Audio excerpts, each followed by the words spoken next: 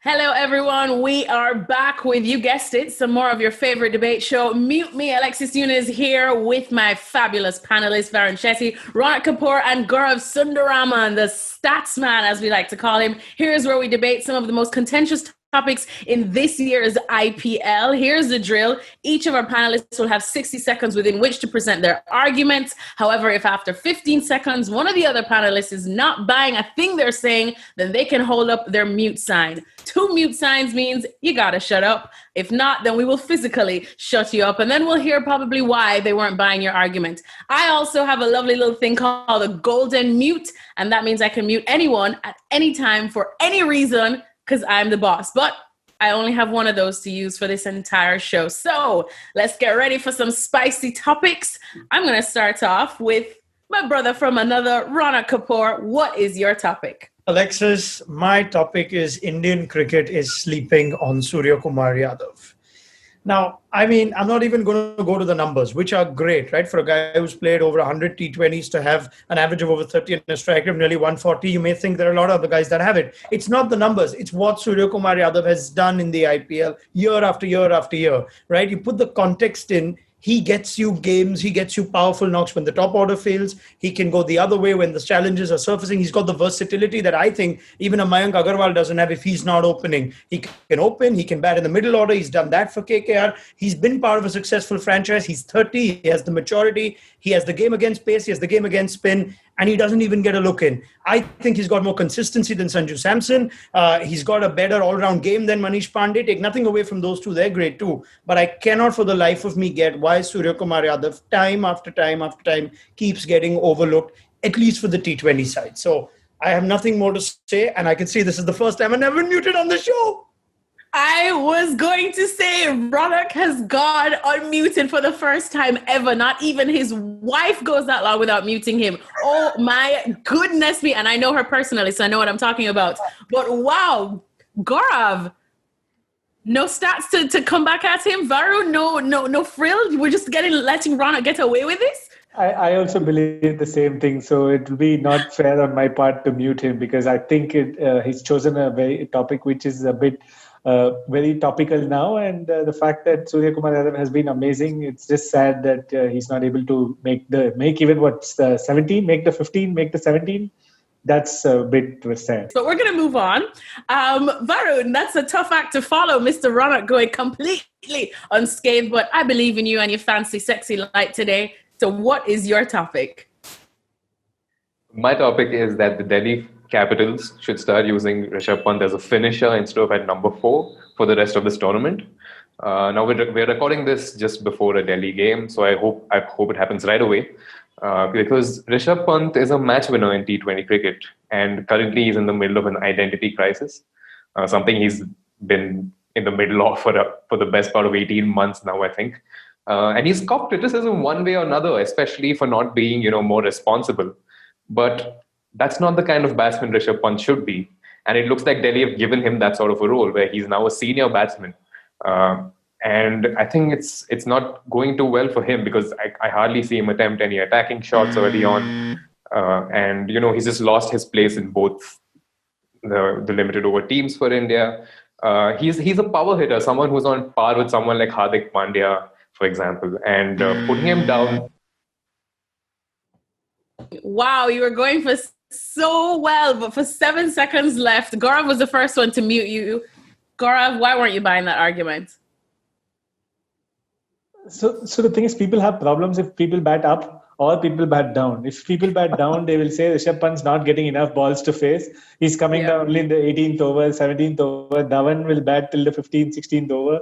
So I'm sure Varun will come up with in the next mute me stating that Rishabh Pant needs more balls. So he needs to come in the 12th over. So it's a common problem. I think they're doing it okay. I think in that team, he needs to bat where he is batting. He has enough time to settle down and actually perform, but he's not been able to perform this year. I think he's just going to a bad phase now. Raunak?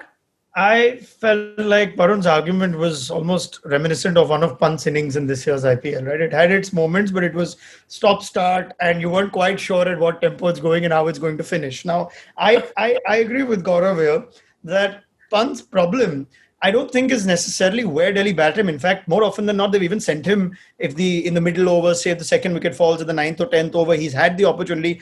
I'm amazed as to how something that worked for Pant, even when the world around him was falling apart, where in international cricket he wasn't getting a run and he wasn't sure of his role and whatnot. In the IPL, he always aced it. Now, how have you managed to undo that at a time when everything else, which we didn't expect working from Delhi, is working, right? Stoinis is working, Shreyas is working, Dhawan is playing, but Pant has lost it. So I think this is more about Pant overthinking what his game should be, what he needs to do to get back into the Indian team. I don't know if that's part of the calculations, but I don't think there's a problem in the way Delhi used him. So that's where I disagree with Gaurav. All right, and done. We will end that argument there. I do love me some Rishabh Pant. Gaurav, you are my next man. Give me your topic. So my topic is Indian players should be allowed to play overseas leagues. So one of the key problems Indian cricket is facing is that they're not being able to play other leagues like CPL or BBL. So the point Raunak brought about Suryakumar Yadav, if he's not being selected for IPL, I'm sure he will be able to be picked for a BBL franchise or CPL franchise. This enhances their game. I know the only counter argument is the value of the IPL gets diluted, but I don't think it's a problem. You have enough cricketers, you have enough people in India who are willing to go and play those leagues. Look at Dhoni. He's not going to be playing any cricket from November to next IPL. Maybe Dhoni in BBL or Dhoni in even PSL would be amazing, or any league for that matter. So, okay, I know why Raunak's lifting the phone there. But, okay, at least Dhoni in BBL, you can still get to see some matchup. So, generally, I think Sanju Samson, Suryakumar Yadav, India has a lot of T20 talent. And it'll be great to see them play across all leagues.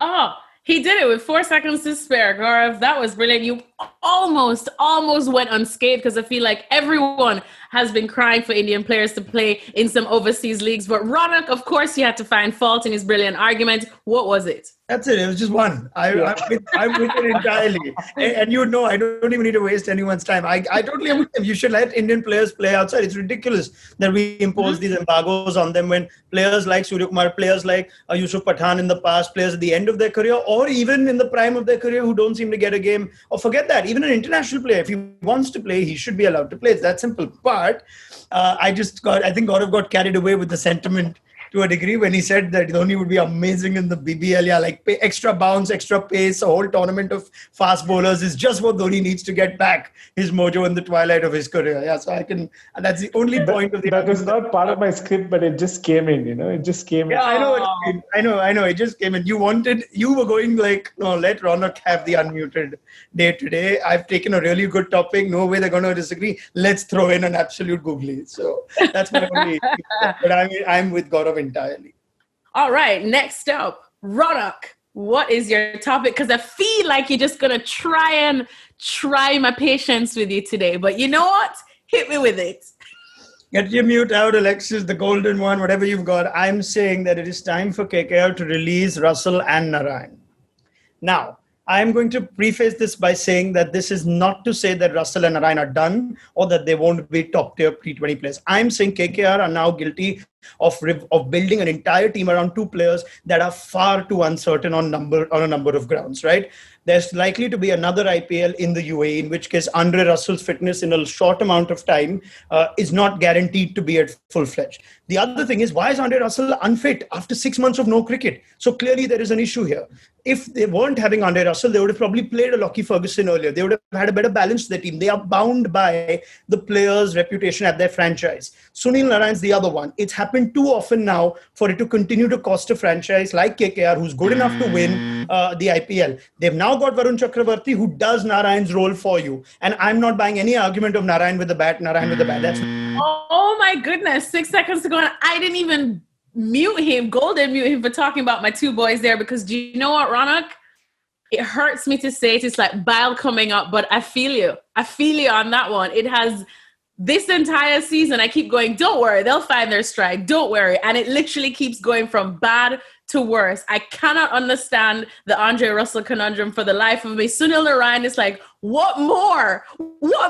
Sunil, is going to happen to you? So I'm so frustrated that it's almost like, you know what? Enough. But let's start with Varun, because clearly he can defend my West Indians better than I can. Why did you find fault with that argument? I would be inclined to agree with the Russell part. I think he's become something of an indulgence this season for KKR because it's really difficult to drop someone like Russell when he's fit, even if he's not doing well. But I do not agree on the Sunil Narine front. I don't think Sunil Narine gets enough credit. This is a guy who literally has to reinvent himself, his action, his batting role, his. I don't know how he doesn't have an identity crisis, to be honest, because Sunil Narine is always 2.0 every season. This season, he's a middle order batsman.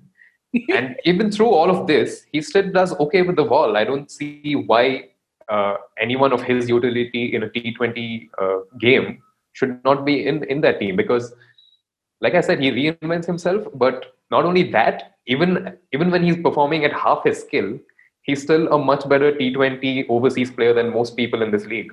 Gaurav, do you kind of buy that? No, so Russell was MVP in 2018. Narine was MVP in 2019. I think the fact is, you can afford to give them one bad season. And yes, I get Raunak's point in terms of injuries and not being able to play 14 games. Yes, that is something under their control, and I'm sure Russell can do something and work on that. But just the fact that the two of them are there in the KKR's team gives a lot of nightmares to the opposition. They spend half their team meetings on just planning how to get Russell out. And yes, just this time it's been fairly successful for the opposition team. But hey, few more matches to go. Who knows? Russell might be there in Dubai on the finals, and then we can play this episode again when he hits that winning six. And then we can all laugh at ourselves and take a giant drink of something strong, clearly. Moving on, Varun, what is your next topic? So very much in the spirit of what we've just discussed, actually, and it is that it's okay to give a long rope to players like Finch and Maxwell. First of all, because right now I think it's too late for either of their franchises to be meddling with the lineup. They've both gotten on some sort of a winning role, and injury should be the only reason those two teams should be touching their lineups. Now, the thing is, with players like Finch and Maxwell, you hear this old cricketing cliche of they're going to win you 3 or 4 games on their own. Now, even if that hasn't worked out, even if they haven't won you a game or two in the first 7, that is when you should have dropped them. At this point, it's too late because you've still invested 8 or 9 games in players like these, and 8 or 9 failures. I mean, they're not even complete failures, but 8 or 9 innings for players like this is enough time to turn it around. And right now, it's a bit too late. It's time to sort of back them. All right, Varun was just muted there. Gaurav wasn't standing it. But of course, Raunak, once again, being the first one out of the blocks. Raunak, why weren't you buying that one? I know you're clearly not a fan of giving long ropes to players that are struggling, but why didn't you like this argument? Oh, I'm not. That's not true. I could give a long rope to a player, but a long rope extends to a season, doesn't extend to 7 years of the IPL. I mean, how much longer can a rope possibly be? I'll take from how Varun went with my argument. I could understand it for Finch to a degree because his position in that team doesn't necessarily impact a lot of other dynamics. And also, who do you have in place of it? If you get a Moeen Ali at the top in place of him, that I can understand. But Moeen Ali seems to have found his way into the 11 anyway. So he's not really keeping anybody better than him out. The Maxwell's one's different, though, because according to me, Maxwell has... I mean, maybe it's just Maxwell and Punjab. It's not Maxwell alone. Maybe he just doesn't get it at Punjab. He himself says, I don't know what my role's supposed to be in this team, right? The fact that he's giving you a few overs is not good enough reason to play Glenn Maxwell in that side. You need his batting and it's not come good. And there are Indian batsmen that should be given as long rope. I don't know why Sarfaraz Khan was dropped at the time of the season that he was. It's not to say that he hasn't even done much wrong. Maxwell just... You could see the players done. Now, how long are you willing to go to hope that he pays off? And is that investment still worthwhile when he does? I still don't think so. So according to me, someone like Maxwell's been given some really extended VIP treatment. And I just think that he doesn't merit it. I'm all for giving players long ropes, but I think Maxwell pushes the limits there as well.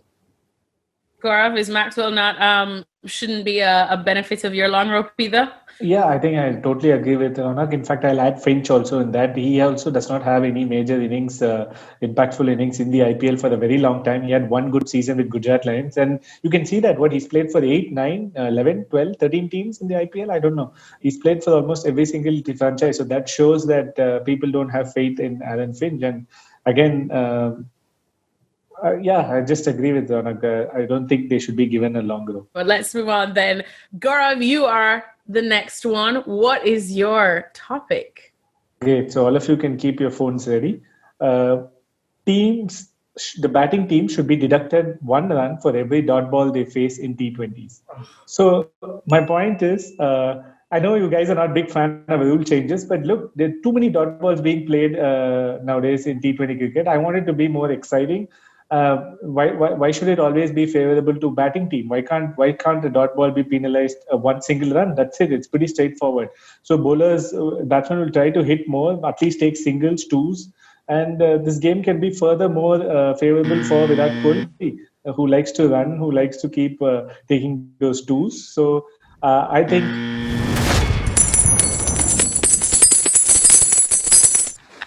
We all had to come in with our views. Gaurav, you know we can't stand any deviations of the game already on this one, but I was willing to hear you out a bit. Raunak clearly had less patience than I did. So did Varun. Varun, why weren't you buying this one? And then we'll go to Raunak. I think any batsman who is willing to play dot balls should be allowed to continue doing so because he's already penalizing himself. I don't think there is... Literally, this is my only argument. It is already a penalty to be playing so many dot balls. You do not need to complicate this any further. Raunak? No, it's not a deviation, Alexis. It's a whole new game. You can't just start saying dot balls minus ones and that, there is a beauty. A dot ball has so much more dynamism to it, right? If you need 15 of the last over, you have just one wicket in hand and you have your number 11 on one end and a Kyron Pollard or a Hardik Pandya or maybe de Villiers at the other.